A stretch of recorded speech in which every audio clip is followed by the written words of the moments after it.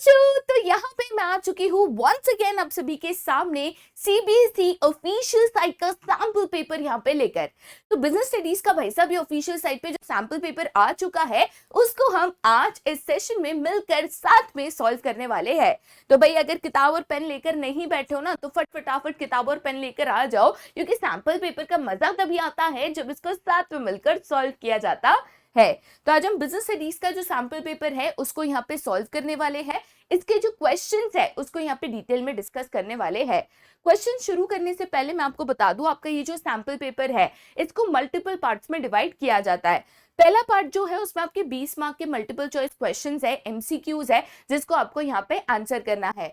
उसके बाद आपके 3 मार्क क्वेश्चंस यहाँ पे क्वेश्चन नंबर 21 से स्टार्ट हो जाते हैं। 3 मार्क क्वेश्चंस की अगर बात करूं तो उसमें दो तरीके की क्वेश्चंस है, ब्रीफ क्वेश्चंस है और केस स्टडीज है। ब्रीफ क्वेश्चन तो एकदम डायरेक्ट क्वेश्चंस है, तो उसको हम यहाँ पे सॉल्व नहीं करेंगे, वो तो आप खुद भी कर लोगे, लेकिन केस स्टडीज को तो भाई सॉल्व करना बनता है।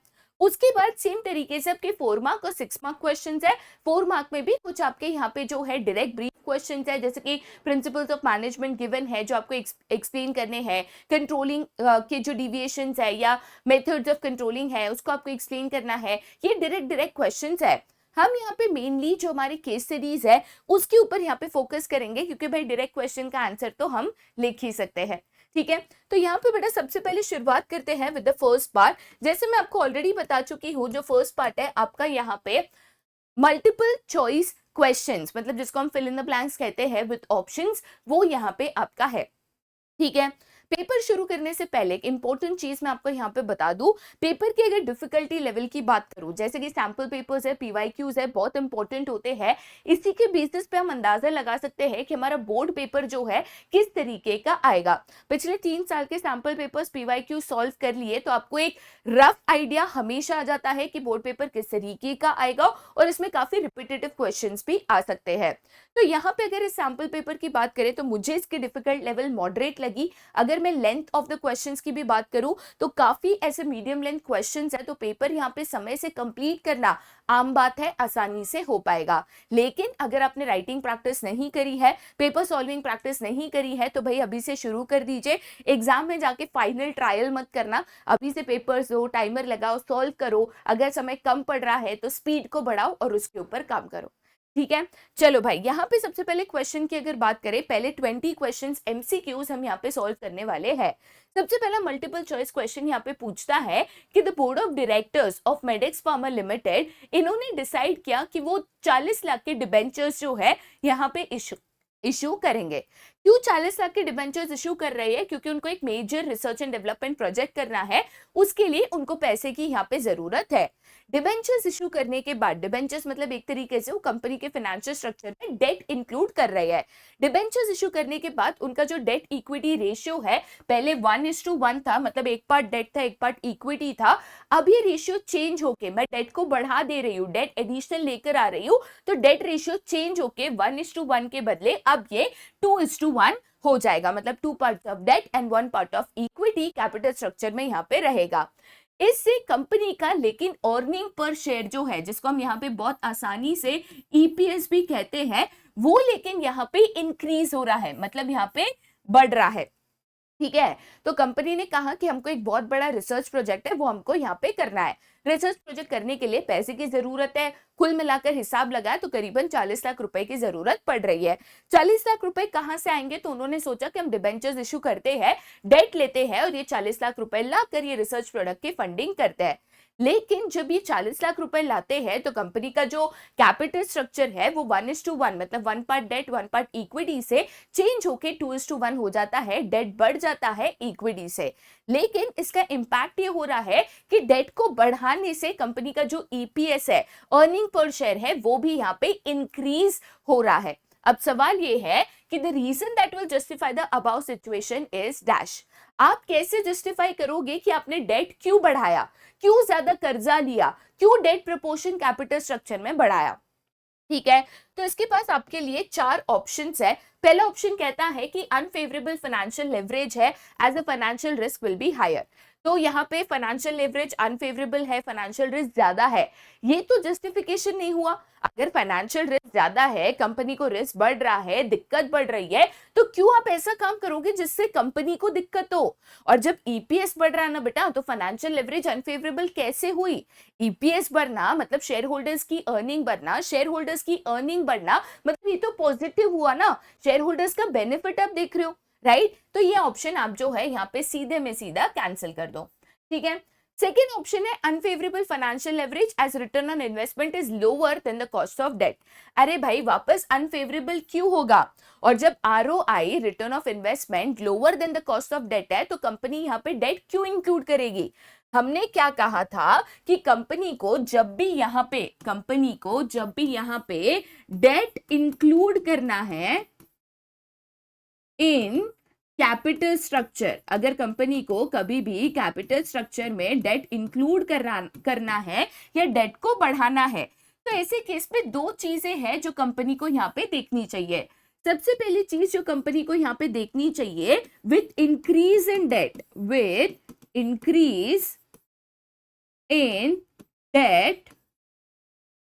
द ईपीएस मतलब earning per share should also increase. क्योंकि बेटा कंपनी कोई भी ऐसा डिसीजन नहीं ले सकती जिससे शेयर होल्डर्स का नुकसान हो। अगर मैं कहती हूँ डेट को बढ़ाने से ईपीएस बढ़ रहा है, शेयर होल्डर्स का बेनिफिट बढ़ रहा है, तब जाकर आप डेट को इंक्लूड कर सकते हो।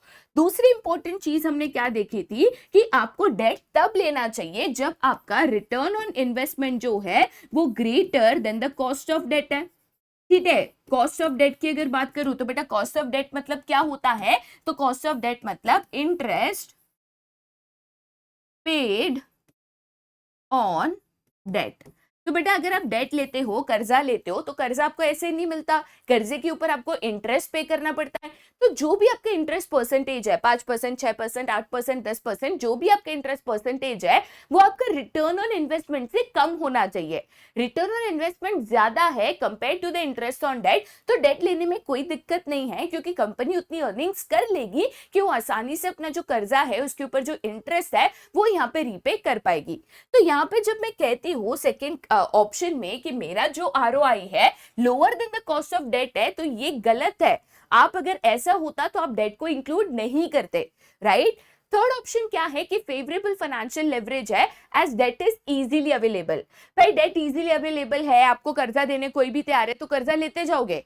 मतलब ऐसे कोई बोल रहा है कि मेरे से कर्जा ले ले 10% ब्याज, तो आप कर्जा लेकर आ जाओगे, ऐसा नहीं होता, ठीक है। नेक्स्ट ऑप्शन क्या है? तो favourable financial leverage as return on investment is higher than the cost of debt. हाँ, ये आपका यहाँ पे ऑप्शन डी करेक्ट ऑप्शन है। यहाँ पे डेट इंक्लूड करने से अगर मेरा ईपीएस इंक्रीज हो रहा है, साथ ही साथ जो मेरा रिटर्न ऑन इन्वेस्टमेंट है मेरे कॉस्ट ऑफ डेट से मतलब इंटरेस्ट पेड ऑन डेट से ज्यादा है, कि दोनों कंडीशन सेटिस्फाई हो रही है, तब जाकर मैं अपने डेट को कैपिटल स्ट्रक्चर में इंक्लूड करूंगी या तो इंक्रीज करूंगी, ठीक है। तो यहाँ पे आपका ऑप्शन डी है वो करेक्ट है। आपको दिमाग में क्लियर रखना है कि डेट लेने के दो कंडीशंस होते हैं, एक आपका जो यहाँ पे ईपीएस है वो इंक्रीज होना चाहिए डेट इंक्लूड करने के बाद, और दूसरा यहाँ पे आपका जो कॉस्ट ऑफ डेट है मतलब इंटरेस्ट पेड ऑन डेट है वो रिटर्न ऑन इन्वेस्टमेंट से हमेशा कम होना चाहिए, ठीक है।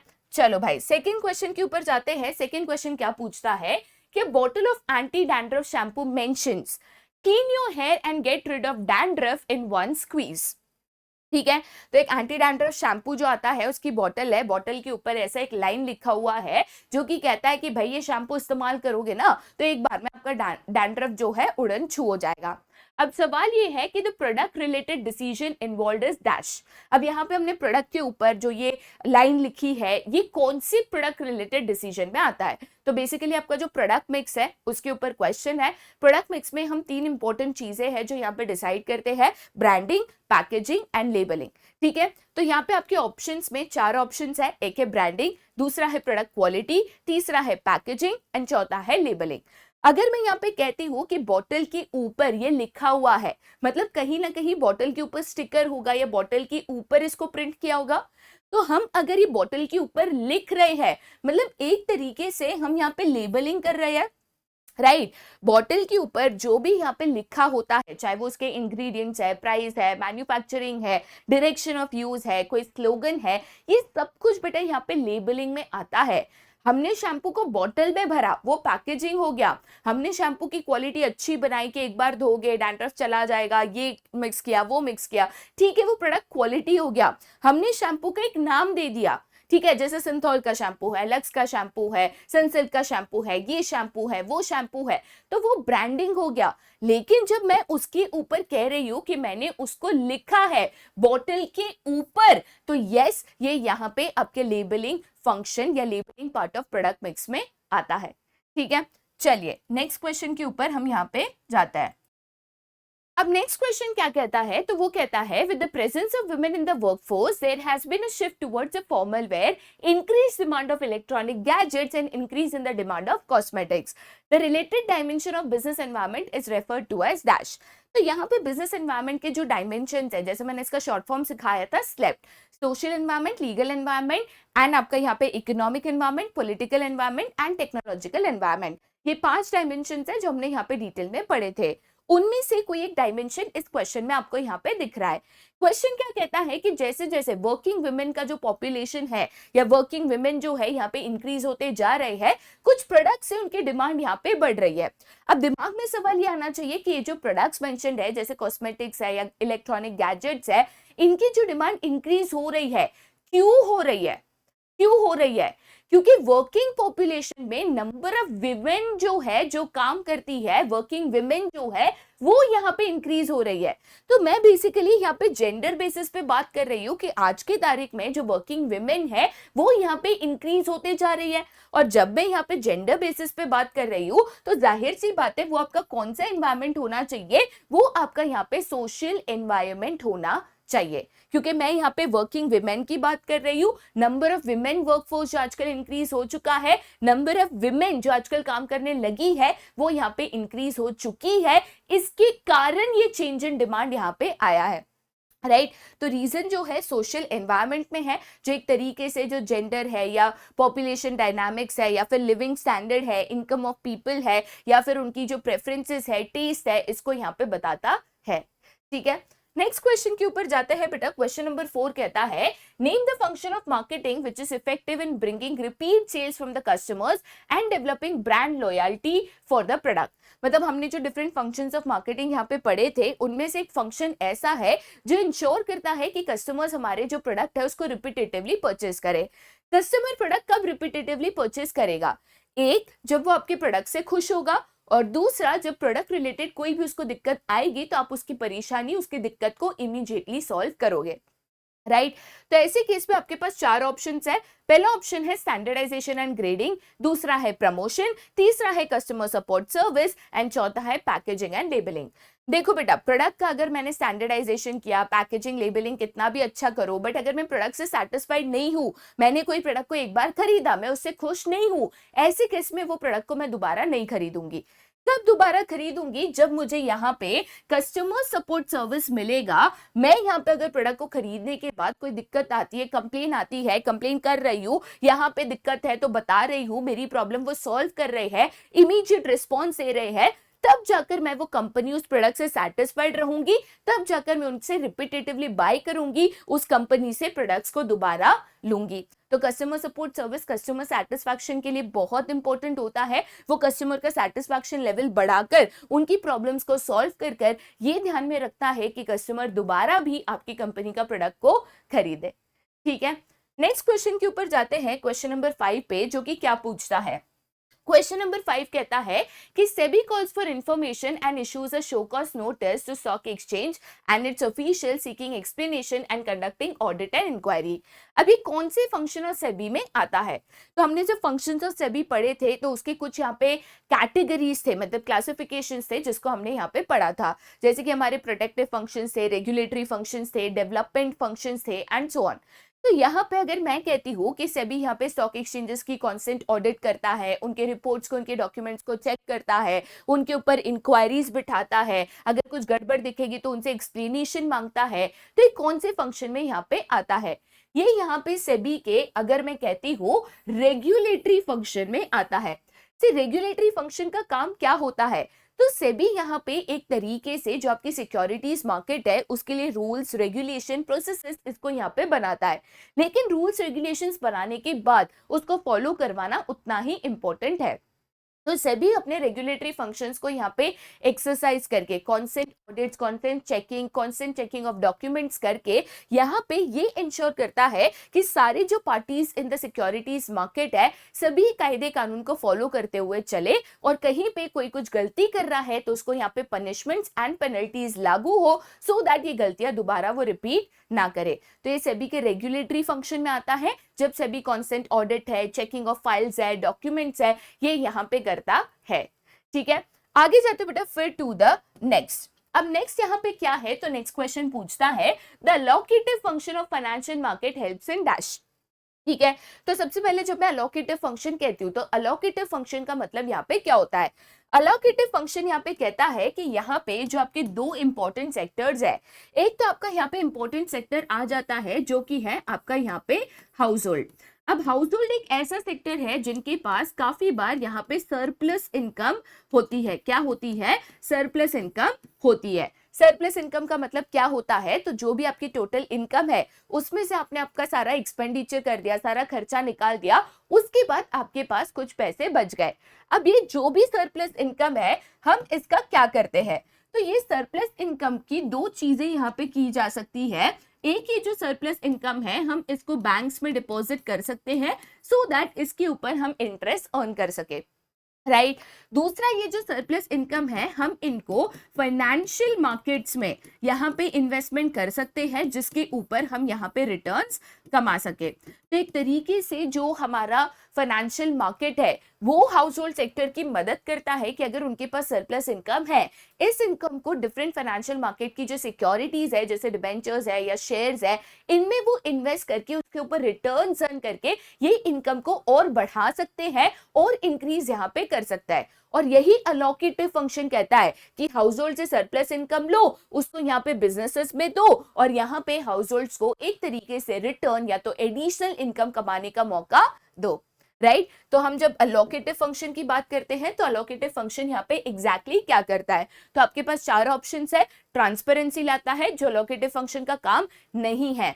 हायर रेट ऑफ रिटर्न लाता है to household sector, better functioning of depository, determining the prices of security, right. तो डिपॉजिटरी है या प्राइसिंग ऑफ सिक्योरिटीज है, इसमें अलोकेटिव फंक्शन का कोई लेना देना नहीं है। अलोकेटिव फंक्शन जो है फोकस करता है कि यहाँ पे जो आपका हाउस होल्ड सेक्टर है, हाउस होल्ड सेक्टर के पास जो भी सरप्लस इनकम है वो उन सरप्लस इनकम को प्रोडक्टिव यूज में लगाकर उनको एक अपॉर्चुनिटी दे, एक एरिया ऑफ इन्वेस्टमेंट दे जिसमें हाउस होल्ड सेक्टर अपनी सरप्लस इनकम को इन्वेस्ट करके better returns, interest, return on investment यहाँ पे अर्न कर सके। ठीक है, चलिए आगे जाते बेटा फिर to the next question, that is question number 7। अब क्वेश्चन नंबर 7 एक केस स्टडी फॉर्म का एमसीक्यू यहाँ पे है। केस स्टडीज जो है 1 mark, 3 mark, 4 mark and 6 mark सारे क्वेश्चन में यहाँ पे देखी गई है। तो आपको ध्यान में रखना है 1 मार्क क्वेश्चंस में भी ऐसी केस स्टडीज आ सकती है जिसके ऊपर आपको मल्टीपल चॉइस क्वेश्चंस पूछे जा सकते हैं। ठीक है, क्वेश्चन क्या कहता है? क्वेश्चन कहता है कि IND डाइकेम लिमिटेड एक केमिकल मैन्युफैक्चरिंग कंपनी है जो कि डाइज एंड पिगमेंट्स दोनों यहाँ पे प्रोड्यूस करती है। Domestic as well as international market दोनों में ये सेल होता है। अब इन्होंने काफी समय तक मार्केट में अच्छी खासी पोजीशन एंजॉय करी है, अच्छा खासा इनका बिजनेस यहाँ पे चल रहा था, लेकिन हाल फिलहाल में इनको काफी दिक्कतें हो रही है in terms of customer satisfaction and target sales. पता करा कि भाई ऐसा क्यों हो रहा है, क्यों हमारे सेल्स कम हो रहे हैं, तो उनको यहाँ पे समझ में आया क्योंकि न्यू कंपनीज, न्यू एंट्रेंट्स या कंपटीशन मार्केट में आ चुका है जिनके पास हमसे भी बेटर टेक्नोलॉजी है एंड बेटर प्राइसिंग पे वो यही प्रोडक्ट्स यहाँ पे ऑफर कर रहा है। तो जो चेयरमैन ऑफ द कंपनी थे इन्होंने ये इशू जो है डिपार्टमेंटल मीटिंग में उठाया, उनको समझाया कि ये दिक्कत है जिसके कारण हमारा बिजनेस जो है अभी नहीं चल पा रहा। प्रोडक्शन हेड जो है मिस्टर कामले, उन्होंने एडवाइस किया चेयरमैन को कि हम हमारा जो सिस्टम है उसको रिवैम्प करें, मतलब एक तरीके से उसको वापस हम मॉडिफाई करें और बेटर तरीके से हम इसको करें, राइट। तो हम अपने सिस्टम को रिवैम्प करते हैं और इमीडिएट एक्शंस लेकर ये जो प्रॉब्लम्स है उसको सॉल्व करते हैं सो दैट ये जो हमारे सेल्स यहाँ पे ड्रॉप हो चुके हैं वो हम यहाँ पे वापस इंक्रीज कर सके। ठीक है, अब यहाँ पे पूछा गया है कि इस केस स्टडी में एक फंक्शन ऑफ मैनेजमेंट यहाँ पे गिवन है। इस केस स्टडी में एक तरीके से एक फंक्शन ऑफ मैनेजमेंट जो है यहाँ पे गिवन है, तो वो यहाँ पे कौन सा फंक्शन है, कौन सा फंक्शन जो है वो यहाँ पे डिस्कस्ड है। ठीक है, तो जब मैं बात करती हूँ कि यहाँ पे अगर मैं बात करती हूँ कि चलो भाई आपकी कोई दिक्कत है, वो दिक्कत को आप पता कर रहे हो, फिर उसको सॉल्व करने की कोशिश कर रहे हो, तो ये कौन सा फंक्शन करता है, कौन सा फंक्शन है जो यहाँ पे दिक्कत आने पे यहाँ पे प्रॉब्लम्स को फाइंड आउट करता है, डिविएशंस को फाइंड आउट करता है, उसके रीजंस फाइंड आउट करता है, फिर उसको यहाँ पे करेक्ट करने की कोशिश करता है।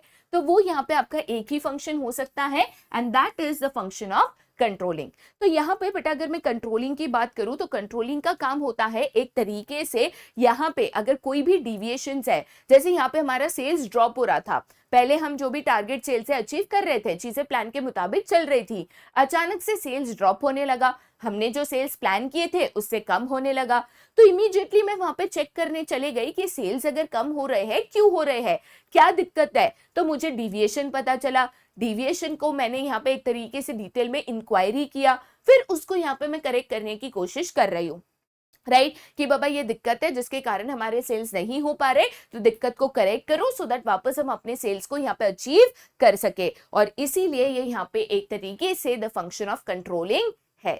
ठीक है, चलो भाई आगे जाते हैं फिर टू द नेक्स्ट। अब क्वेश्चन नंबर 8 जो है यहाँ पे क्या कहता है, क्वेश्चन नंबर 8 कहता है कि choose the incorrect statement about pricing objectives as a factor affecting the price of a product. तो हमने मार्केटिंग मैनेजमेंट चैप्टर में जब प्राइसिंग यहाँ पे पढ़ा था, प्राइसिंग में हमने क्वेश्चन किया था factors affecting the pricing decision of a company. तो हम जब भी कोई प्रोडक्ट की प्राइस डिसाइड करते हैं कि इसका प्राइस 30 रुपया होगा कि 40 या 50, तो उसके लिए कौन से फैक्टर्स है जो हम यहाँ पे कंसिडर करते हैं। इनमें कुछ फैक्टर्स गिवन है जिसमें से एक गलत है, वो आपको यहाँ पे सिलेक्ट करना है, इनकरेक्ट स्टेटमेंट आपको ढूंढना है। ठीक है, सबसे पहला स्टेटमेंट कहता है कि if a firm's objective is to maximise profit in the short run it should charge maximum price for a product. तो यहाँ पे मेरे दो ऑब्जेक्टिव हो सकता है, या तो सेल्स मैक्सिमाइजेशन या तो प्रॉफिट मैक्सिमाइजेशन। सेल्स मैक्सिमाइजेशन का मतलब होता है ज्यादा से ज्यादा सेल्स करो, ज्यादा से ज्यादा बेचना है तो प्राइस कम रखना पड़ेगा, क्योंकि प्राइस कम तब जाकर डिमांड ज्यादा। बट अगर आप चाहते हो ज्यादा से ज्यादा प्रॉफिट कमाओ, तो ऐसे केस में भाई प्रोडक्ट की प्राइस थोड़ी सी ज्यादा रखो जिससे आप ज्यादा प्रॉफिट यहाँ पे अर्न कर सको। तो प्रॉफिट मैक्सिमाइजेशन में हम प्रोडक्ट की प्राइस ज्यादा रखते हैं, सेल्स मैक्सिमाइजेशन में हम कम रख के ज्यादा प्रोडक्ट बेचने की कोशिश करते हैं। तो पहला स्टेटमेंट तो भाई करेक्ट है, तो इसको तो हम छोड़ देंगे। सेकेंड स्टेटमेंट है if a firm's objective is to capture market share it should keep low price of its product. अगर हम चाहते हैं कि ज्यादा से ज्यादा लोग हमारा यहाँ पे प्रोडक्ट को खरीदे, तो हमें अपने प्रोडक्ट के प्राइसेस लो रखने चाहिए, जो कि सही बात है। अगर आप चाहते हो कि ज्यादा लोग आपके प्रोडक्ट को खरीदे, आपके प्रोडक्ट को इस्तेमाल करें, तो अगर प्राइस कम होगा तब जाकर डिमांड ज्यादा होगी, तो ये भी ऑप्शन करेक्ट है। थर्ड है if a firm wants to attain product quality leadership it should charge low prices. अब यहाँ पे कहा गया है कि अगर आपको क्वालिटी लीडरशिप चाहिए, मतलब आप चाहते हो कि आपका जो प्रोडक्ट है वो बेस्ट क्वालिटी का हो इन द मार्केट, जितने भी आपके कॉम्पिटिटर्स है उससे सबसे अच्छी क्वालिटी का हो, तो ऐसे केस में आपको प्रोडक्ट की प्राइस कम रखनी चाहिए। ये इनकरेक्ट ऑप्शन है। अगर मैं चाहती हूँ मेरे प्रोडक्ट की क्वालिटी अच्छी हो, तो इसका मतलब क्या है कि मैं बेटर रॉ मटेरियल जो है, बेटर टेक्नोलॉजी जो है वो यहाँ पे इस्तेमाल करूंगी। Better raw material, better technology यहाँ पे इस्तेमाल करूंगी तो भाई मैं प्रोडक्ट के जो प्राइसेस है उसको कम कैसे रखूंगी। अगर मैं बेटर क्वालिटी प्रोडक्ट बनाना चाहती हूँ, बेटर चीजें इस्तेमाल करूंगी, तो ऑब्वियसली प्रोडक्ट की प्राइस जो है ज्यादा हो सकती है। ठीक है, तो क्वालिटी के ऊपर फोकस करोगे तो जाहिर सी बात है प्राइस बढ़ेगी। चेक कर लेते एक बार ऑप्शन डी को देखकर भी कि if a firm is facing problems in survival due to stiff competition it may offer discounts on its product. ये भी करेक्ट स्टेटमेंट है। अगर मार्केट में बहुत ज्यादा कंपटीशन है, आपका प्रोडक्ट सेल नहीं हो पा रहा, तो हम बहुत सारे जो ऑफर्स है, डिस्काउंट्स है, ये लगाकर अपने प्रोडक्ट को बेचने की या उसके सेल्स को इंक्रीज करने की कोशिश करते हैं। तो भाई ये भी सही था। तो एक ही इनकरेक्ट ऑप्शन था जहां पे हमने लोअर प्राइसेस और हायर क्वालिटी को कंपेयर किया था, जो कि पॉसिबल नहीं है। बहुत सारे प्रोडक्ट जो बेटर क्वालिटी क्लेम करते हैं, बेस्ट क्वालिटी क्लेम करते हैं, ऑब्वियसली उनकी जो प्राइस है कॉम्पिटिटर से थोड़ी ज्यादा ही होती है। ठीक है, चलो भाई आगे जाते हैं फिर टू द नेक्स्ट क्वेश्चन, जो कि है क्वेश्चन नंबर 9। अब क्वेश्चन नंबर 9 जो है असर्शन रीजनिंग टाइप क्वेश्चन है। असर्शन रीजनिंग टाइप जो क्वेश्चन है आप एग्जाम में एक्सपेक्ट कर सकते हो। ठीक है, असर्शन रीजनिंग टाइप क्वेश्चन की बेटा मैं अगर बात करूं तो इस क्वेश्चन को सॉल्व कैसे करते हैं उसकी मैं आपको एक ट्रिक बता दूं। सबसे पहले जब भी आप असर्शन रीजनिंग क्वेश्चन को सॉल्व कर रहे हो तो पहले आपको देखना है असर्शन करेक्ट है, रीजनिंग करेक्ट है या नहीं है। ठीक है, तो पहले असर्शन को पढ़ना है, करेक्ट है तो उसके बाजू में लिख दो टी, रीजनिंग को पढ़ना है, करेक्ट स्टेटमेंट है तो उसके बाजू में लिख दो टी। फिर दोनों को कनेक्ट करने की कोशिश करेंगे। मैं आपको एक क्वेश्चन जो है यहाँ पे सॉल्व करके बता देती हूँ।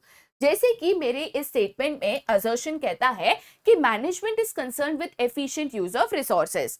तो भाई जब मैं मैनेजमेंट की बात करती हूँ तो मैनेजमेंट एफिशिएंट एंड एफिशिएंसी दोनों के ऊपर यहाँ पे एक तरीके से फोकस करता है, साथ ही साथ वो इफेक्टिवनेस के ऊपर भी फोकस करता है। तो मैनेजमेंट कहता है कि जब भी हम कोई भी डिसीजन ले वो एफिशिएंट होना चाहिए, कम कॉस्ट में आपका काम होना चाहिए, साथ ही साथ वो समय पे भी होना चाहिए, मतलब इफेक्टिव भी होना चाहिए। तो मैनेजमेंट में एफिशिएंसी एंड इफेक्टिवनेस दोनों इंपॉर्टेंट होता है। तो भाई मैनेजमेंट में efficient use of resources important है, कॉस्ट ऑफ प्रोडक्शन कम रखना जरूरी है। रीजनिंग कहता है कि for management both efficiency and effectiveness need to be balance. अब ये भी स्टेटमेंट भाई करेक्ट है। ठीक है, जैसे मैं बता चुकी हूं कि बैलेंस होना चाहिए, कम कॉस्ट में भी आपको करना है और समय से भी काम को कंप्लीट करना है। तो एफिशिएंसी एंड इफेक्टिवनेस दोनों एज अ मैनेजर आपके लिए इंपॉर्टेंट होनी चाहिए।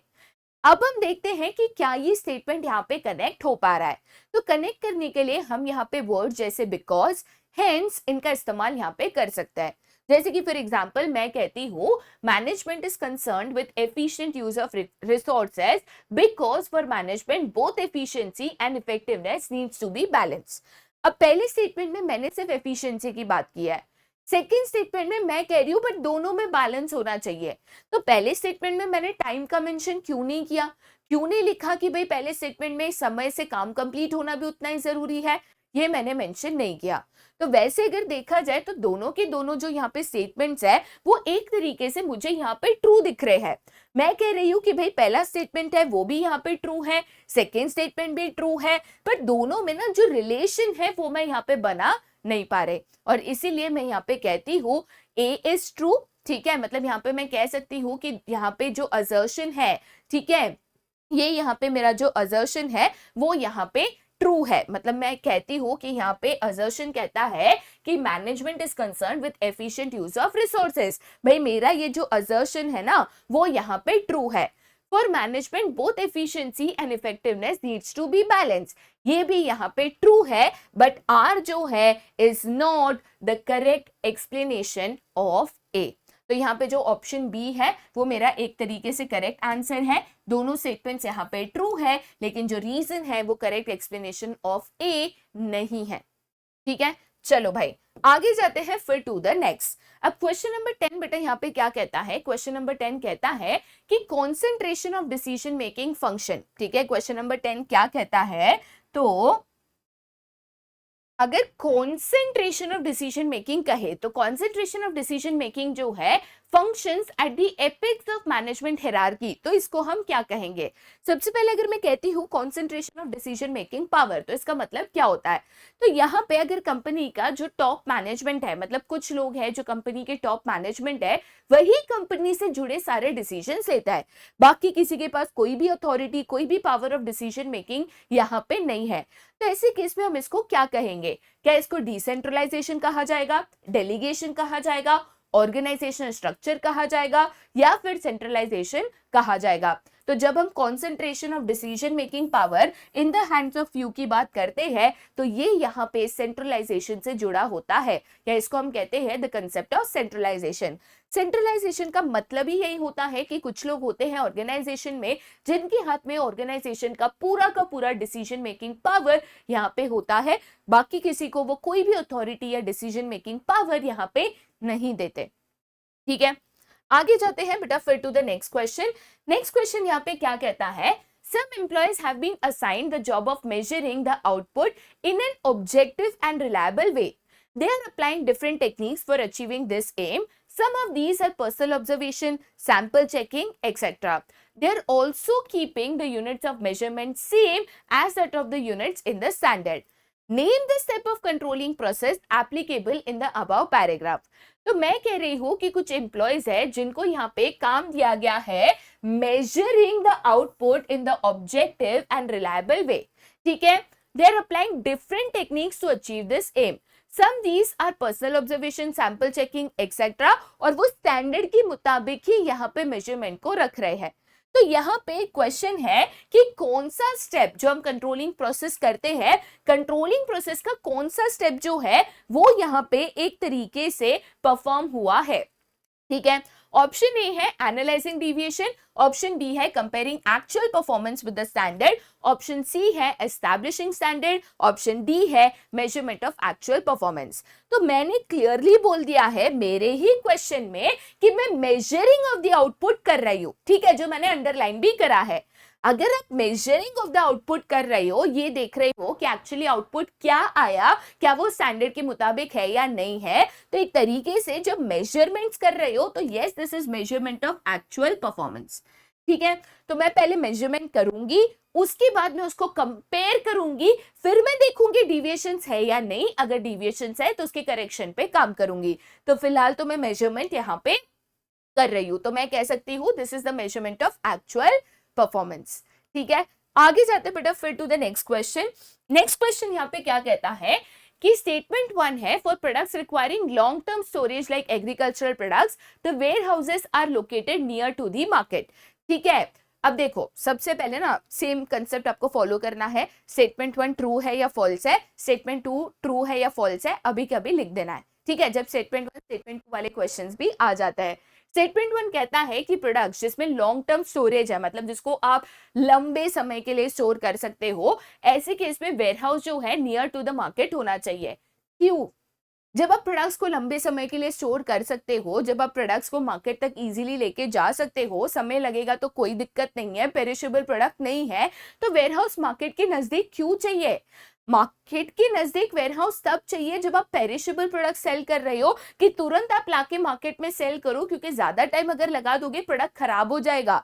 तो पहला ही स्टेटमेंट आप कहोगे यहाँ पे फॉल्स या तो इनकरेक्ट है, राइट।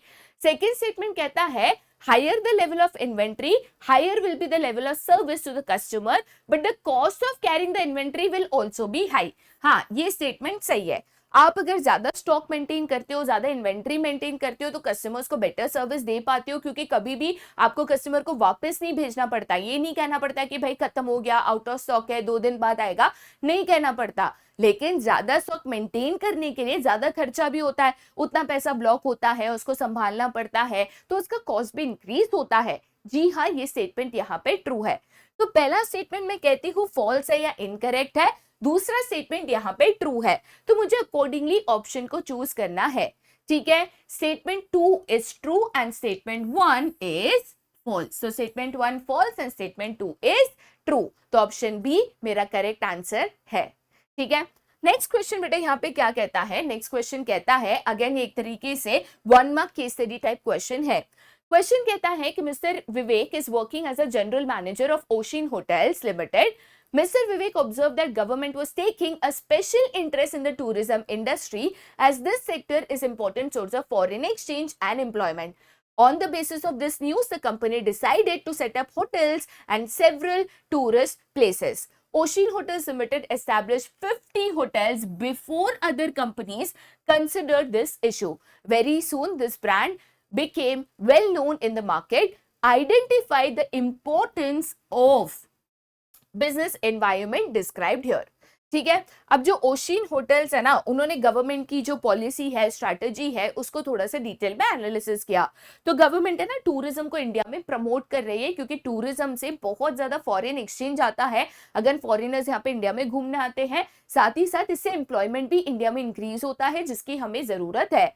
तो यहाँ पे ओशियन लिमिटेड ने ये समझते हुए पहले ही सारे जो इंडिया में टूरिस्ट प्लेसेस थे, ऐसे 50 टूरिस्ट प्लेस के आजू बाजू अपनी होटल्स बनाना शुरू कर दिया। धीरे धीरे गवर्नमेंट की पॉलिसीज के कारण टूरिज्म इंडिया में बढ़ा और इस ब्रांड को जो ओशियन लिमिटेड करके कंपनी है इनको यहाँ पे इसका काफी ज्यादा बेनिफिट मिला। तो इसमें कौन सा इंपॉर्टेंस ऑफ बिजनेस एनवायरनमेंट है? तो एक तरीके से ओशियन लिमिटेड ने बिजनेस एनवायरनमेंट को एनालाइज करके जो अपॉर्चुनिटी है उसको आइडेंटिफाई करके यहाँ पे सबसे पहले इस अपॉर्चुनिटी का बेनिफिट लिया, जिससे उनको फर्स्ट मूवर एडवांटेज मिला। क्वेश्चन में बहुत क्लियरली गिवन था, ठीक है। ओशियन लिमिटेड ने ये इशू को कंसिडर किया even before other companies considered the issue, ठीक है। मतलब उनको फर्स्ट मूवर एडवांटेज मिला, उन्होंने पहले ही इसको कर दिया इवन बिफोर दूसरे कंपनीज या उनके जो कॉम्पिटिटर्स है इसके बारे में सोचे। तो इसको हम फर्स्ट मूवर एडवांटेज कहते हैं, जो कि ओशियन लिमिटेड कंपनी को यहाँ पे मिला है, ठीक है। नेक्स्ट क्वेश्चन के ऊपर जाते बेटा। नेक्स्ट क्वेश्चन क्या कहता है? Name the function of management that acts as a means for translating plans into action. तो हम जो प्लान्स करते हैं, प्लान्स को एक्शन में कन्वर्ट करने के लिए कौन सा function of management as a means यहाँ पे एक्ट करता है? तो आपको याद रखना है that is the function of organising. तो बेसिकली बेटा आपका जो प्लान है, प्लान के मुताबिक यहाँ पे ऑर्गेनाइजेशन स्ट्रक्चर क्रिएट करके, अकॉर्डिंगली डिपार्टमेंट्स क्रिएट करके, देन उस स्ट्रक्चर में डिफरेंट पोजीशंस क्रिएट करके हम प्लान्स को एक्शन में लाने की यहाँ पे एक तरीके से कोशिश करते हैं। तो ऑर्गेनाइजिंग वो फंक्शन ऑफ मैनेजमेंट है जो प्लान्स को एक्शन में कन्वर्ट करने का बीच का एक ब्रिज यहाँ पे बनता है, ठीक है। नेक्स्ट क्या है? तो नेक्स्ट यहाँ पे क्वेश्चन है स्टेटमेंट 1 एंड स्टेटमेंट 2 वाला सेम तरीका आप यहाँ पे अपनाओगे। स्टेटमेंट 1 कहता है कि electronic holding can be converted into physical certificates with the process of dematerialisation. तो भाई यहाँ पे स्टेटमेंट 1 ही फॉल्स है, ठीक है। अब देखो, अगर मैं यहाँ पे शेयर सर्टिफिकेट की बात करूं, ठीक है, मेरे पास अगर एक पेपर फॉर्म में शेयर सर्टिफिकेट है, हम इसको कहते हैं फिजिकल सर्टिफिकेट। हम फिजिकल सर्टिफिकेट को जब इलेक्ट्रॉनिक सर्टिफिकेट में कन्वर्ट करते हैं, डिजिटल सर्टिफिकेट में कन्वर्ट करते हैं, तो ये प्रोसेस ऑफ डीमटेरियलाइजेशन है। लेकिन अगर आप रिवर्स कर रहे हो, डिजिटल को फिजिकल में कन्वर्ट कर रहे हो, तो ये रीमटेरियलाइजेशन यहाँ पे हो जाएगा, ठीक है। तो हमें बहुत अच्छे से यहाँ पे ध्यान रखना है प्रोसेस को कि यहाँ पे अगर आप कोई भी फिजिकल सर्टिफिकेट है, ठीक है, ये फिजिकल सर्टिफिकेट को अगर आप लेकर यहाँ पे कन्वर्ट कर रहे हो इनटू एन इलेक्ट्रॉनिक सर्टिफिकेट, तो भाई इसको हम यहाँ पे प्रोसेस ऑफ डीमटेरियलाइजेशन कहते हैं। लेकिन अगर आप रिवर्स कर रहे हो, अगर आप मान के चलिए यहां पे इलेक्ट्रॉनिक सर्टिफिकेट को कन्वर्ट कर रहे हो इनटू अ फिजिकल सर्टिफिकेट, ठीक है, तो ऐसे केस में हम इसी प्रोसेस को यहां पे क्या कहेंगे? तो इसको हम यहां पे कहते हैं रीमटेरियलाइजेशन। तो हमको उल्टा बताया गया है। स्टेटमेंट यहाँ पे क्या कहता है? तो स्टेटमेंट कहता है कि मैं यहाँ पे इलेक्ट्रॉनिक को कन्वर्ट कर रही हूँ इनटू फिजिकल, तो वो डीमटेरियलाइजेशन है। गलत है, वो रीमटेरियलाइजेशन है। तो स्टेटमेंट 1 यहाँ पे फॉल्स है। स्टेटमेंट 2 कहता है कि there is no danger of theft, loss और forgery of share certificate in dematerialisation. तो हाँ भाई, अगर आप इलेक्ट्रॉनिक फॉर्म में अपने शेयर सर्टिफिकेट को कन्वर्ट कराते हो तो इसका एडवांटेज ही यही होता है कि इलेक्ट्रॉनिक फॉर्म में आपका शेयर सर्टिफिकेट सुरक्षित है, वो फट जाएगा, टूट जाएगा, चोरी हो जाएगा, उसके ऊपर का इंक मिट जाएगा, कोई उसके ऊपर कुछ गलत सिग्नेचर कर देगा, अपना नाम लिख देगा, ये कोई भी टेंशन आपको नहीं होता। तो हाँ भाई, ये स्टेटमेंट यहाँ पे ट्रू है। तो आप कह सकते हो statement 1 is false and statement 2 is true, ठीक है। तो यहाँ पे statement 2 is true, statement 1 is false, option B आपका करेक्ट आंसर बन जाएगा। तो यहाँ पे असर्शन एंड रीजनिंग दोनों में सेम ट्रिक अपनाना है। असर्शन एंड रीजनिंग में बस एक सेकेंड पॉइंट ऐड हो जाता है अगर दोनों ट्रू है। यहाँ पे आपको दोनों को लिंक करने की कोशिश by adding because, hence, but करना है, ठीक है। चलो भाई आगे जाते बेटा फिर to the next question. Next question यहाँ पे क्या कहता है? Pace is a reputed chartered accountant firm which renders services to big multinational companies. अब ये जो फर्म है यहाँ पे बार बार उनको दिल्ली एनसीआर उनके एम्प्लॉयज को ट्रैवल करना पड़ता है। अब ये फर्म ने डिसाइड किया कि भाई इतना ट्रैवलिंग करते हैं, इतना ज्यादा पोल्यूशन हो रहा है, तो हम एक काम करते हैं, पेट्रोल कार्स को इलेक्ट्रिक कार्स में कन्वर्ट करते हैं सो दैट लोगों की लाइफस्टाइल भी यहाँ पे इंप्रूव हो जाए। तो यहाँ पे कौन से dimension of business environment given है? अगर आपने मेरा केस स्टडी का लाइव सेशन अटेंड किया था, ये क्वेश्चन मैं केस स्टडी के लाइव सेशन में ऑलरेडी करा चुकी हूँ, जो अभी जाकर सैंपल पेपर में आ गया है। ठीक है, तो भाई यहाँ पे ना दो डायमेंशंस गिवन है। सबसे पहला जो डायमेंशन है वो सोशल एनवायरनमेंट है एंड दूसरा जो है वो यहाँ पे आपका टेक्नोलॉजिकल एनवायरनमेंट है। तो बेसिकली बेटा यहाँ पे ना देखो दो चीजें हैं। उन्होंने एक तो यहाँ पे क्वालिटी ऑफ लाइफ की बात की है। ठीक है, तो जब मैं quality of life of people की बात करती हूँ तो ये मेरा एक तरीके से सोशल एनवायरनमेंट में आ जाता है। ठीक है, और साथ ही साथ उन्होंने कहा कि मुझे पेट्रोल कार्स को इलेक्ट्रॉनिक में कन्वर्ट करना है। तो यहाँ पे भाई मैं एक तरीके से टेक्नोलॉजी की बात कर रही हूँ, जहां पे मैं पेट्रोल कार्स को इलेक्ट्रॉनिक कार्स में कन्वर्ट करने की बात कर रही हूँ। तो ये टेक्नोलॉजिकल एस्पेक्ट आ जाता है और इसीलिए यहाँ पे दो डायमेंशंस गिवन है, social as well as technological. ठीक है, चलो भाई आगे जाते हैं टू द नेक्स्ट क्वेश्चन। अब ये मैच द फॉलोइंग क्वेश्चन है, आपको मैच द फॉलोइंग करके यहाँ पे करेक्ट ऑप्शन को चूज करना है। क्वेश्चन यहाँ पे बहुत इजी है, मार्केटिंग मैनेजमेंट के ऊपर गिवन है, लेकिन बहुत सारे बच्चे इस क्वेश्चन को सॉल्व नहीं कर पाए थे। ठीक है, क्योंकि वो कंफ्यूज हो गए थे कौन सा ऑप्शन करेक्ट है और थोड़ा सा ऑप्शंस भी कंफ्यूजिंग है। तो मैं आपको ना यहाँ पे बता देती हूँ किस तरीके से आपको हिंट्स को लेना है और ऐसे अगर कंफ्यूजिंग मैच द फॉलोइंग्स आ जाते हैं तो उसको यहाँ पे सॉल्व करना है। सबसे पहले यहाँ पे ये क्वेश्चन मार्केटिंग मैनेजमेंट से गिवन है, जैसे आप देख सकते हो personal selling, sales promotion, advertising, public relation, तो सारा यहाँ पे जो प्रमोशन मिक्स है उसके एलिमेंट्स यहाँ पे गिवन है। ठीक है, अब पहले क्वेश्चन के साथ जाते हैं। पहला क्वेश्चन कहता है it is undertaken by some identified person company who makes efforts and bears the cost of it. ठीक है, अगर मैं आइडेंटिफाइड कहती हूँ तो डायरेक्टली आपको एक टर्म याद आना चाहिए जिसमें हम कहते थे आइडेंटिफाइड स्पॉन्सर। आइडेंटिफाइड स्पॉन्सर किस में आता था? तो भाई यस, ये यहाँ पे एडवर्टाइजिंग जो हमारा एक तरीके से प्रमोशन मिक्स का एलिमेंट था उसमें हम कहते थे there is always an identified sponsor. तो इम्पर्सनल है, आइडेंटिफाइड स्पॉन्सर है, तो हम यहाँ पे आइडेंटिफाइड स्पॉन्सर की बात कर रहे हैं जो कि उसका कॉस्ट उठाता है। तो यस, वो एडवर्टाइजमेंट यहाँ पे होना चाहिए। अब देखो मुझे पता है कि ए का ऑप्शन या करेक्ट आंसर यहाँ पे 3 है। ठीक है, ये ए का आंसर है। तो मुझे सबसे पहले देखना है कि इसमें ए में 3 कहाँ पे गिवन है। तो ऑप्शन ए में ए इज 3, बी में ए इज 1, सी में ए इज 2, डी में ए इज 2।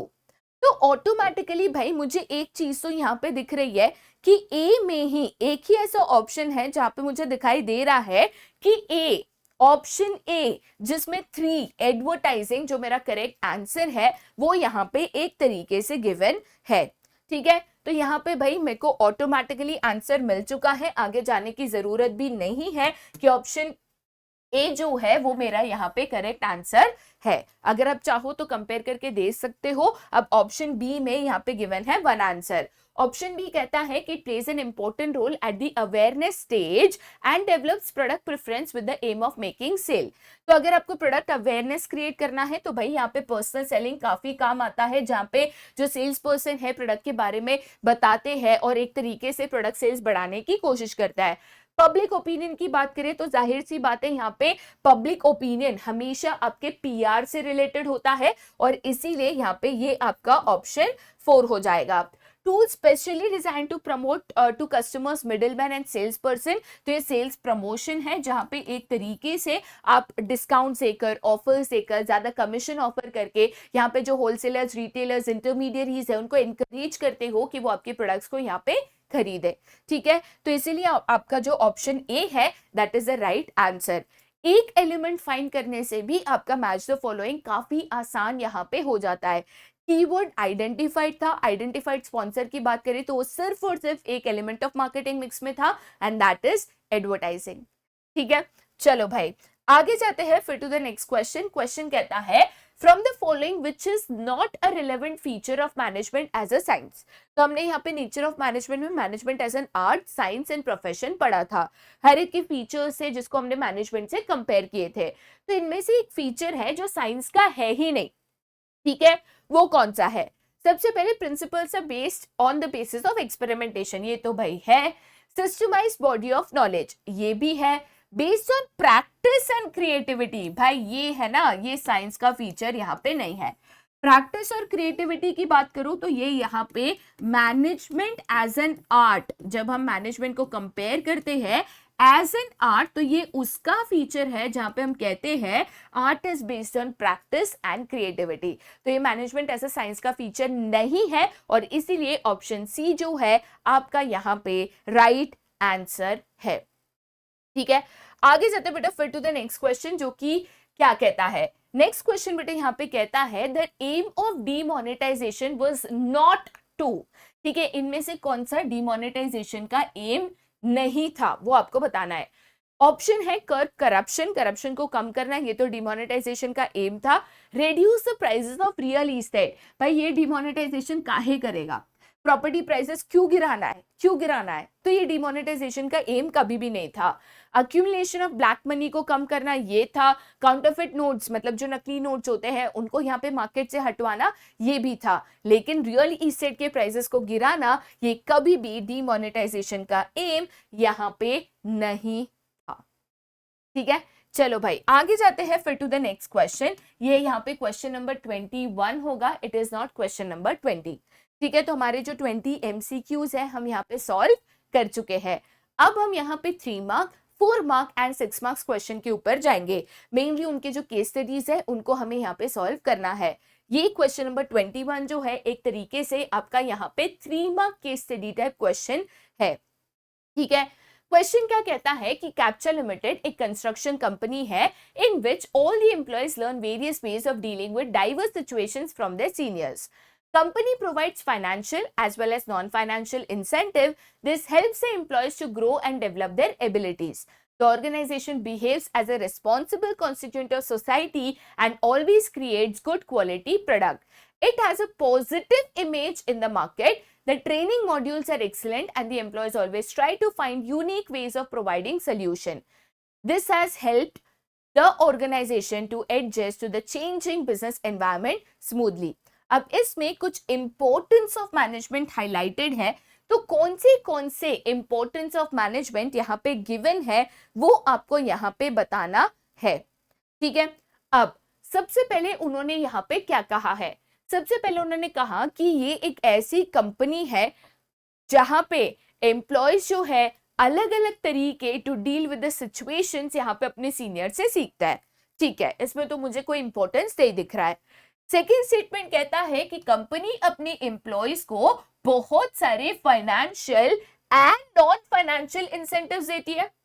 तो यहाँ पे जो एम्प्लॉयज की नीड्स है कि वो काम कर रहे हैं तो उनको उसका बेनिफिट मिलना चाहिए, फाइनेंशियल नॉन फाइनेंशियल इंसेंटिव्स मिलना चाहिए, ये यहाँ पे कंप्लीट हो रहा है। हम हमेशा क्या कहते हैं, एक अच्छा मैनेजमेंट वो होता है जो कंपनी के गोल्स और ऑब्जेक्टिव्स के साथ साथ एम्प्लॉयज के भी पर्सनल ऑब्जेक्टिव्स को यहाँ पे पूरा करे। तो यहाँ पे ये एक अच्छा मैनेजमेंट है, कंपनी के गोल्स पूरे हो रहे हैं तो एम्प्लॉयज की पर्सनल ऑब्जेक्टिव्स के ऊपर भी यहाँ पे फोकस किया जा रहा है। तो मुझे यहाँ पे एक इंपॉर्टेंस ऑफ मैनेजमेंट दिखाई दे रहा है, और वो यहाँ पे कौन सा है? तो सबसे पहला जो इंपॉर्टेंस ऑफ मैनेजमेंट मुझे यहाँ पे दिखाई दे रहा है वो है it helps the employees in achieving personal objectives. ठीक है, चलो भाई ये तो एक इंपॉर्टेंस हुआ। हम देखते हैं क्या और इंपॉर्टेंस इसमें यहाँ पे गिवन है। अब यहाँ पे आगे का स्टेटमेंट क्या कहता है? आगे का स्टेटमेंट कहता है कि ऑर्गेनाइजेशन हमेशा रिस्पॉन्सिबल बिहेव करता है और सोसाइटी के लिए हमेशा गुड क्वालिटी प्रोडक्ट्स यहाँ पे बनाता है। मतलब वो सोसाइटी के फायदे का, सोसाइटी के लिए, सोसाइटी के वेलफेयर या बेनिफिट के लिए यहाँ पे एक तरीके से सोचता है। तो ये कौन सा इंपॉर्टेंस है? तो एक तरीके से हम कहते हैं मैनेजमेंट जो है यहाँ पे हेल्प करता है, management helps in the development of society। तो यहाँ पे मैनेजमेंट कहीं ना कहीं गुड क्वालिटी प्रोडक्ट्स बना के सोसाइटी का वेलफेयर के बारे में सोच के सोसाइटी का भी बेनिफिट यहाँ पे देखता है। साथ ही साथ उन्होंने एक तरीके से रैपिडली चेंजिंग बिजनेस एनवायरनमेंट की बात की है कि मैनेजमेंट के कारण ये जो बिजनेस एनवायरनमेंट है, जो डायनामिक है, बार बार चेंज होते रहता है, हम उसके साथ भी आसानी से एडजस्ट यहाँ पे कर पा रहे हैं। ठीक है, तो कौन सा यहाँ पे एक तरीके से इंपॉर्टेंस ऑफ मैनेजमेंट गिवन है, हेल्प्स इन क्रिएटिंग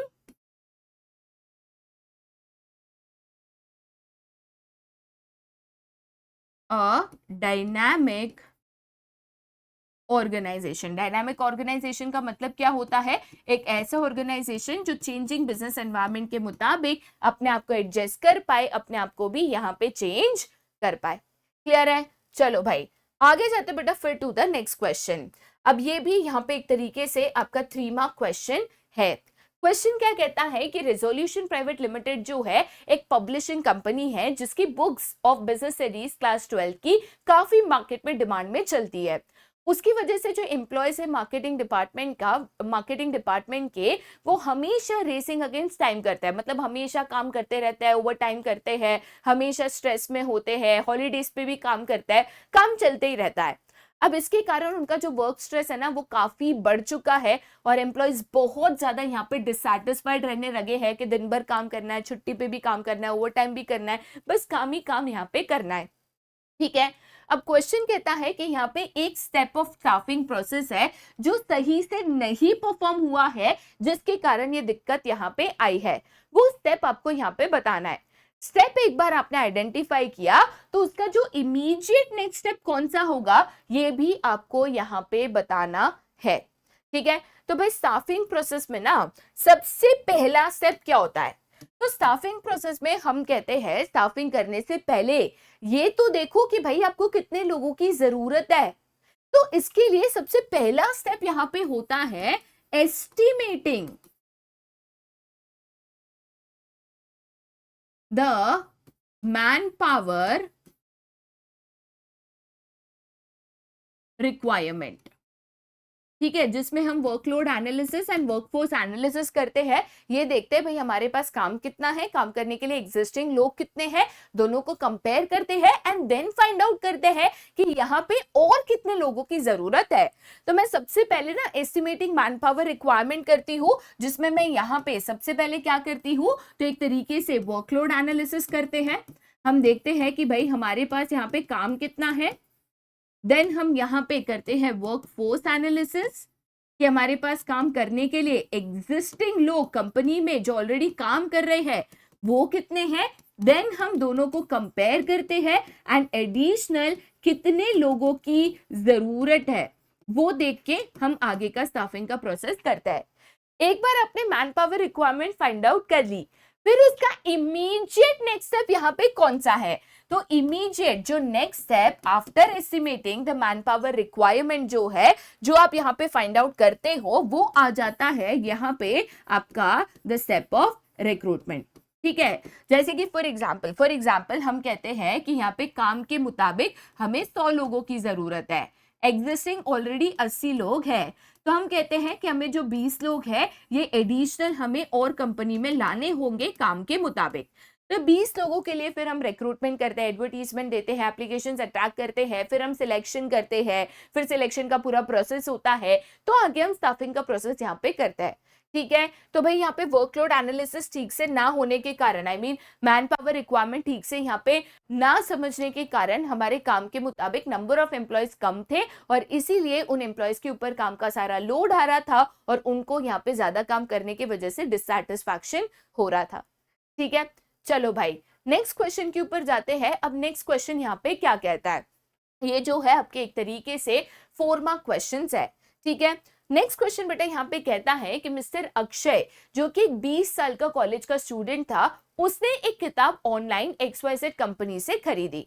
जब भी किताब उसको डिलीवर हुई तो उसने नोटिस किया कि इस किताब पे ना कोई भी एमआरपी, मतलब जो प्राइस ऑफ द बुक है, एमआरपी मतलब मैक्सिमम रिटेल प्राइस, तो प्राइस ऑफ द बुक जो है ना वो यहाँ पे किताब के ऊपर मेंशन नहीं थी।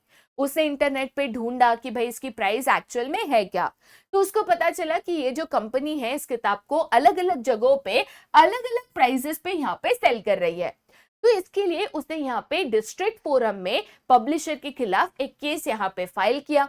अब कोर्ट ने जब केस को समझा तो उसको पता चला कि भाई अक्षय सही है और उन्होंने यहाँ पे अक्षय को 10,000 कंपेंसेशन देने का ऑर्डर कंपनी को करा।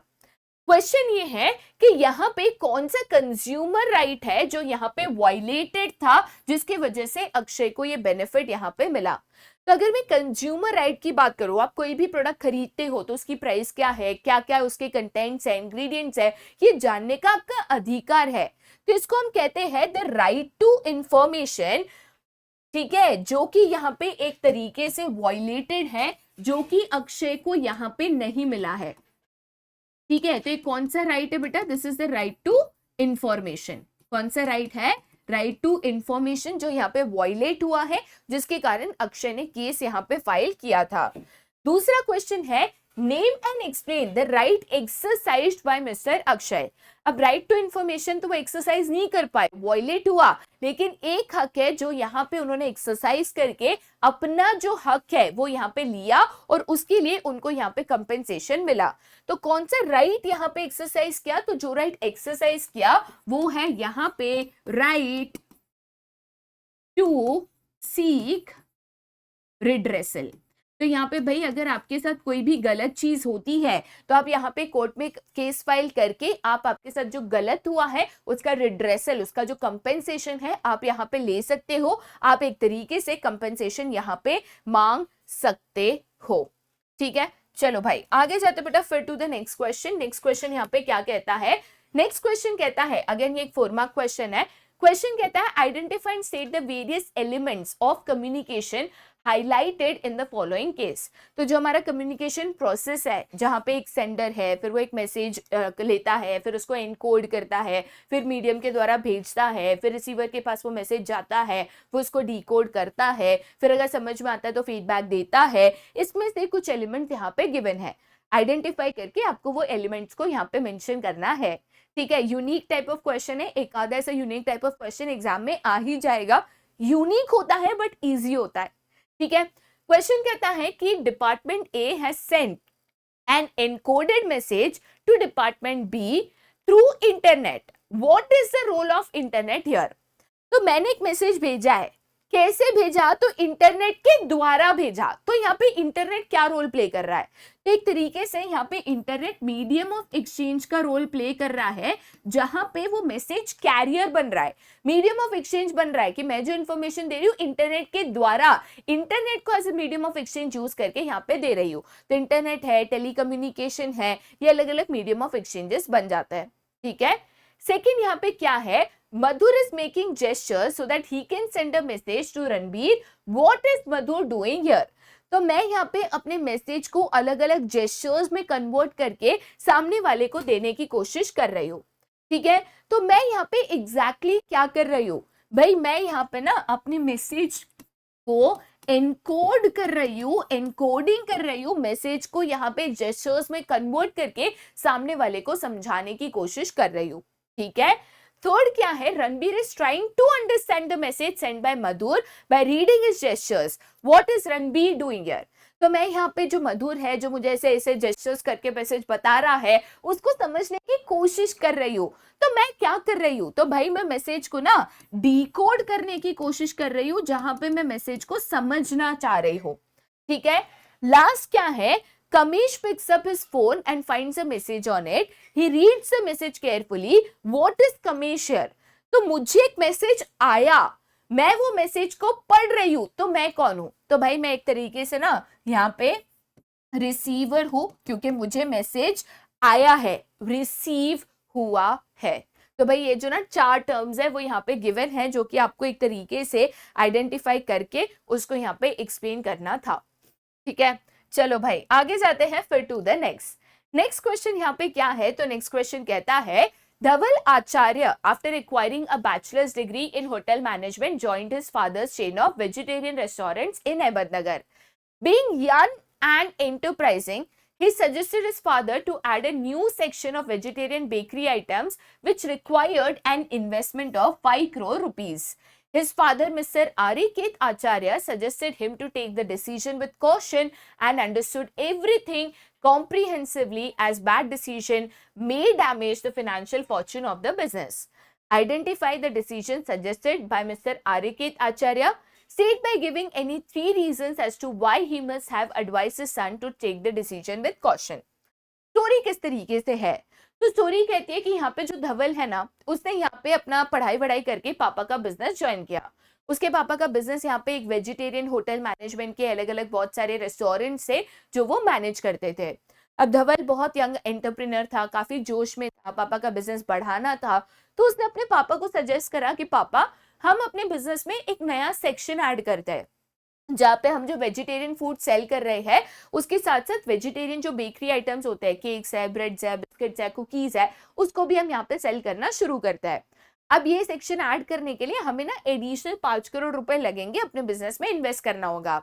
उसके पापा ने कहा धवल सजेशन तो तेरा ठीक है, कोई दिक्कत नहीं है, लेकिन हम कोई भी बिजनेस डिसीजन ना ऐसे नहीं ले लेते। 5 करोड़ का इन्वेस्टमेंट कोई छोटी बात नहीं है। कोई भी ऐसा डिसीजन लेने के पहले हमें अच्छे से उसको सोचकर समझकर उसके यहाँ पे फायदे नुकसान देखकर फिर ऐसे डिसीजंस लेने चाहिए, क्योंकि अगर ये डिसीजन गलत हो जाएगा तो हमारे बिजनेस को काफी नुकसान हो सकता है। सवाल ये है कि उसके पापा ने उसको ये सजेशन दिया, पहली चीज तो वो कौन से डिसीजन के बारे में बात कर रहे थे? तो हमने जब फाइनेंशियल मैनेजमेंट पढ़ा था उसमें कई तरीके के डिसीजंस पढ़े थे, dividend decision, capital budgeting decision, यहाँ पे फाइनेंशियल डिसीजन, कौन से डिसीजन के बारे में बात कर रहा है। साथ ही साथ उसके पापा ने ऐसे क्यों बोला कि धवल बेटा ये डिसीजन सोच समझ के लेना चाहिए, ऐसे नहीं लेना चाहिए, क्यों ऐसे बोला, ये हमें बताना है। सबसे पहले जब हम यहाँ पे बात कर रहे हैं, क्लियरली क्वेश्चन में गिवन है कि यहाँ पे इन्वेस्टमेंट ऑफ 5 करोड़ की बात हो रही है, ठीक है। तो जब हम इन्वेस्टमेंट ऑफ 5 करोड़ की बात कर रहे हैं तो हम यहाँ पे ये इन्वेस्टमेंट इन फिक्स एसेट्स की बात कर रहे हैं, और इसीलिए यहाँ पे जो फाइनेंशियल डिसीजन है जो डिस्कस किया जा रहा है वो यहाँ पे इन्वेस्टमेंट डिसीजन है, ठीक है। इन्वेस्टमेंट डिसीजन लिख लो या फिर इसको कैपिटल बजटिंग डिसीजन लिख लो, ये वन एंड द सेम है। इन्वेस्टमेंट डिसीजन या कैपिटल बजटिंग डिसीजन क्या कहता है? ये डिसीजन देखता है कि जो फिक्स एसेट्स है उसमें कंपनी कितना इन्वेस्ट करे कितना ना करे, मतलब कितना अमाउंट ऑफ कैपिटल हमें फिक्स एसेट्स में इन्वेस्ट करना चाहिए। ये डिसीजन सोच समझ के लेना चाहिए, ऐसे धवल के पापा ने इसको कहा। बट क्यों? क्योंकि जब भी हम यहाँ पे इन्वेस्टमेंट डिसीजन की बात करते हैं, सबसे पहले तो इन्वेस्टमेंट डिसीजन जो है लॉन्ग टर्म डिसीजन होता है। ऐसा नहीं है कि 2-4 महीनों की बात है। इन्वेस्टमेंट डिसीजन में हम जो इन्वेस्टमेंट करते हैं फिक्स एसेट्स में करते हैं, जो कि हम 10 साल 15 साल 20 साल यहाँ पे इस्तेमाल करने वाले हैं। तो ये एक लॉन्ग टर्म लंबे समय का डिसीजन यहाँ पे होता है। दूसरी चीज, इसमें huge amount of funds involve होता है।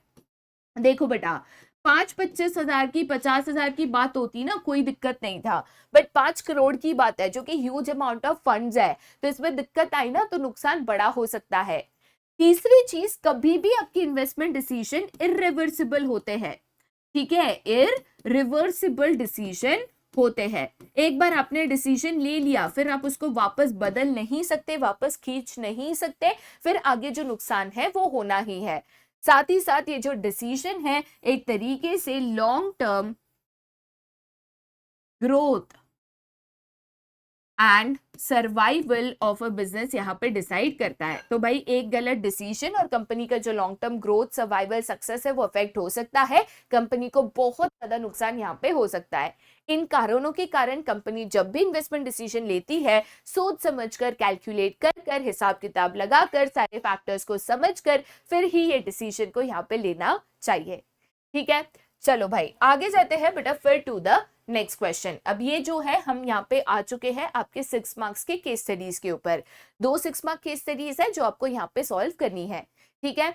सबसे पहला क्वेश्चन कहता है कि read the statement given in point 1 and 2, answer the questions that follow.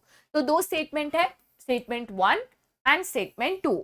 हर एक स्टेटमेंट में 2 सब क्वेश्चंस है जो आपको यहाँ पे आंसर करने हैं। स्टेटमेंट 1 कहता है tea is produced in Assam but is carried to customer not only in Assam but in other parts of the country.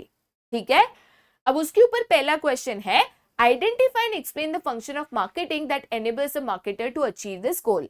तो हम कहते हैं कि कुछ प्रोडक्ट्स है जिनका प्रोडक्शन एक जगह पे होता है बट वो बिकता हर जगह पे है, तो हम प्रोडक्ट को यहाँ पे प्लेस ऑफ प्रोडक्शन से to different places of consumption तक लेके जाना चाहते हैं। क्या ये पॉसिबल कर पाता है? तो यहाँ पे जो क्वेश्चन नंबर 1 है उसका फर्स्ट आंसर है, आंसर ए है, दैट इज ट्रांसपोर्टेशन। तो ट्रांसपोर्टेशन यहाँ पे एक तरीके से प्लेस यूटिलिटी क्रिएट करता है, चीजों को from the place of production to the place of consumption तक लेके जाने में मदद करता है। ठीक है, अब फर्स्ट क्वेश्चन का सेकंड क्वेश्चन या फर्स्ट स्टेटमेंट का सेकंड ऑप्शन बी क्वेश्चन क्या कहता है, enumerate any two factors that marketer should take into consideration in order to identify or analyze the needs here। ठीक है, मतलब मैं कहती हूँ कि भाई यहाँ पे मैं ट्रांसपोर्टेशन की बात कर रही हूँ, तो ट्रांसपोर्टेशन के केस में कौन से दो फैक्टर्स है जो आपको यहाँ पे इंपॉर्टेंट है कंसिडर करने before taking the decision of transportation.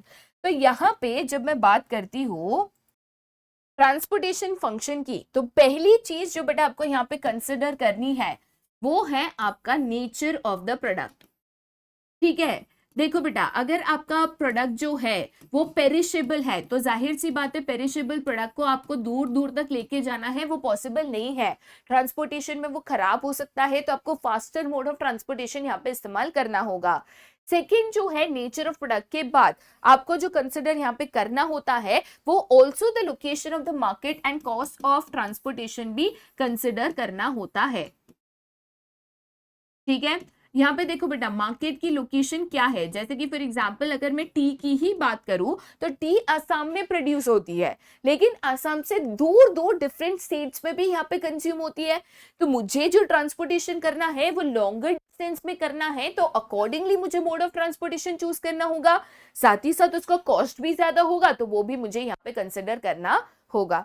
ठीक है, सेकेंड स्टेटमेंट बेटा क्या कहता है, तो सेकेंड स्टेटमेंट यहाँ पे कहता है Paddy is grown during summer season, but its demand and sale takes place throughout the year। अब यहाँ पे जो पैडी प्रोडक्ट्स है अगर हम उनको समर सीजन में ग्रो करते हैं, सीजनल प्रोडक्ट है, लेकिन उसकी जो डिमांड है वो थ्रू आउट द ईयर है, तो ये कौन पॉसिबल करता है? ठीक है, पहला क्वेश्चन कहता है name and state the function of marketing which should be undertaken to reduce the gap between production and consumption of paddy. तो यहाँ पे प्रोडक्शन और कंजम्पशन में जो गैप है, जो सप्लाई और डिमांड में गैप है, उसको कौन पूरा करता है? तो भाई जो फंक्शन ऑफ मार्केटिंग जो यहाँ पे उसको पूरा करता है वो कौन सा है? तो वो है यहाँ पे हमारा वेयर हाउसिंग। तो वेयर हाउसिंग यहाँ पे टाइम यूटिलिटी क्रिएट करता है और ये जो प्रॉब्लम है उसको सॉल्व करता है, सीजनल प्रोडक्ट्स को throughout the year available कराता है so that throughout the year वो कंज्यूम हो सके। इसका क्वेश्चन बी क्या पूछता है, state by giving two reasons as to why proper discharge of this function is important. दो रीजंस हो कि भाई वेयर हाउसिंग क्यों इंपॉर्टेंट है, वेयर हाउसेस किस तरीके से यहाँ पे इंपॉर्टेंट है। देखो बेटा, सबसे पहला तो रीजन यहाँ पे क्या है, वेयर हाउसिंग यहाँ पे कांस्टेंट सप्लाई ऑफ प्रोडक्ट जो है इंश्योर करता है। वेयर हाउसेस है तो हम प्रोडक्ट्स को बनाकर बल्क में स्टोर कर सकते हैं और यहाँ पे सप्लाई शॉर्टेज नहीं होना चाहिए, ये हम इंश्योर कर सकते हैं। दूसरा, वेयर हाउसिंग के कारण मार्केट में प्राइस स्टेबिलिटी यहाँ पे आती है।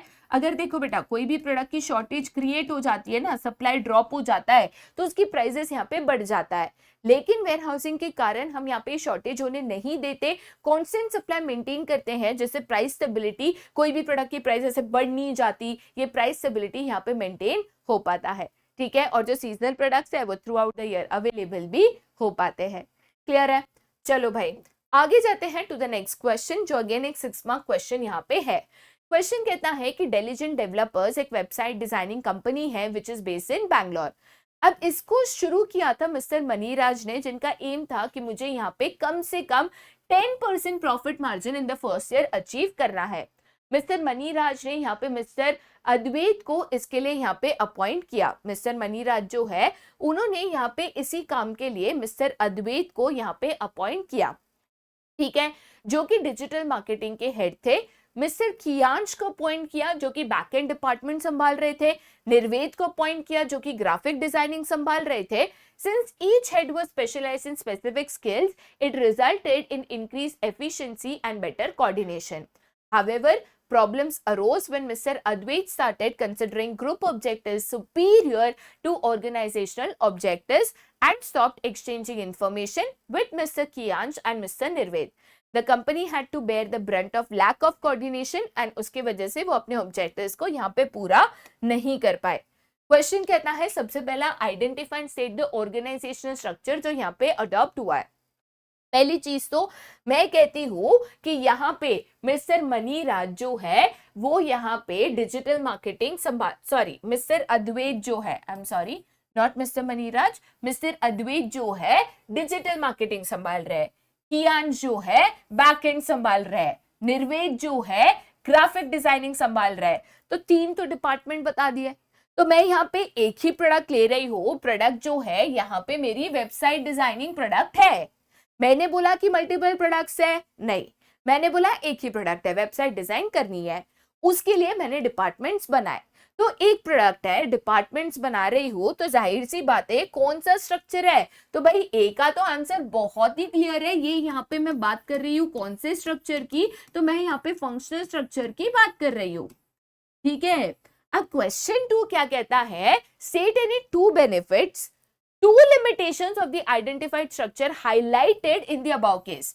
तो कोई भी 2 बेनिफिट से लिमिटेशन नहीं बताने हैं. इस केस स्टडी में जो 2 बेनिफिट और 2 लिमिटेशन दिख रहे हैं, वही 2 बेनिफिट्स और लिमिटेशंस जो है आपको यहाँ पे बताना है.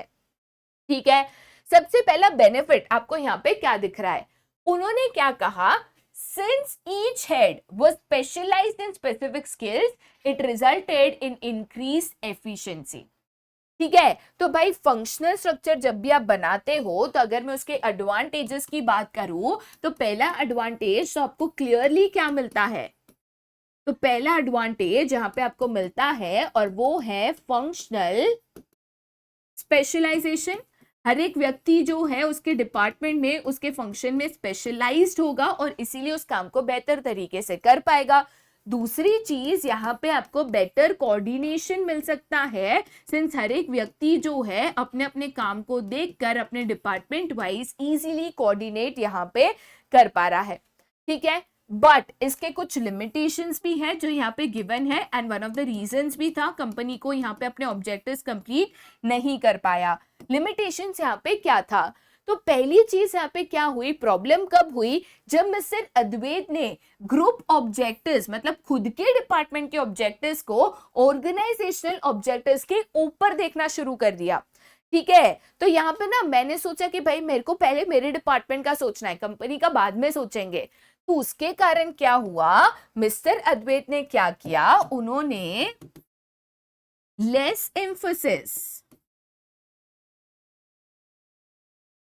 ऑन ओवरऑल ऑर्गेनाइजेशनल ऑब्जेक्टिव्स दिया. काफी बार क्या होता है ना, जब हम फंक्शनल स्ट्रक्चर बनाते हैं और डिपार्टमेंट वाइज ऑब्जेक्टिव सेट करते हैं, सब अपने अपने डिपार्टमेंट के टारगेट एंड ऑब्जेक्टिव के पीछे पड़ जाता है, ओवरऑल ऑर्गेनाइजेशनल ऑब्जेक्टिव यहाँ पे एक तरीके से भूल ही जाते हैं. ठीक है. दूसरा यहाँ पे दिक्कत क्या हुआ, दूसरा लिमिटेशन क्या था, उसके कारण वो इंफॉर्मेशन एक्सचेंज करना उन्होंने छोड़ दिया और यहाँ पे लैक ऑफ कोऑर्डिनेशन होने के कारण कंपनी जो है अपने यहाँ पे ओवरऑल ऑब्जेक्टिव्स या कंपनी के जो ओवरऑल गोल्स थे वो कंप्लीट नहीं कर पाई. तो आप कह सकते हो कि यहाँ पे एक तरीके से इसके वजह से क्या हुआ, प्रॉब्लम ऑफ कोऑर्डिनेशन हुआ, जिसके कारण कंपनी जो है यहाँ पे अपने ओवरऑल ऑब्जेक्टिव्स को पूरा नहीं कर पाई. ठीक है. तो हमने पहले फंक्शनल स्ट्रक्चर आइडेंटिफाई किया, दो एडवांटेजेस गिवन थे वो आइडेंटिफाई किए एंड दो लिमिटेशंस जो गिवन थे उसको हमने यहाँ पे आइडेंटिफाई किया. ठीक है. आई होप ये क्वेश्चन जो है आपको इजीली समझ में आया होगा. ओवरऑल पेपर जो है मैं कहूंगी मॉडरेट है. ठीक है. एक आध दो क्वेश्चंस है वो थोड़े से कंफ्यूज करके आपको पूछे थे, जैसे मैच द फॉलोइंग थोड़ा सा कंफ्यूजिंग था. ठीक है. उसके अलावा बहुत सारे बच्चों के जो कम्युनिकेशन प्रोसेस वाला क्वेश्चन है वो कंफ्यूजिंग लगा. बहुत सारे बच्चों को एक आधी केस स्टडी यहाँ पे कंफ्यूजिंग लगी, लेकिन ओवरऑल मॉडरेट था. ठीक है. आप इसको इजीली अगर प्रिपेयर्ड हो अटेम्प्ट कर पाओगे एंड लेंथ ऑफ क्वेश्चंस भी मॉडरेट थे. बट हाँ, प्रैक्टिस की जरूरत है अगर आप इसको समय से करना चाहते हो. ठीक है, तो आज का जो हमारा सेशन है वो यहीं पे खत्म होता है। उम्मीद करती हूँ कि सैम्पल पेपर को आप भी मेरे साथ यहाँ पे सॉल्व कर पाए हो, लेकिन आगे हम और ऐसे सैम्पल पेपर्स को जरूर सॉल्व करेंगे। इस पेपर को सॉल्व करना, प्रैक्टिस करना बिल्कुल ही नहीं भूलना। जैसे मैं हमेशा कहती हूँ, तैयारी जोरों शोरों से शुरू रहनी चाहिए, करनी चाहिए, और हम इसको साथ मिलकर 100% की तैयारी जरूर करेंगे। बट आज के लिए यहीं पे बाय एंड टेक केयर।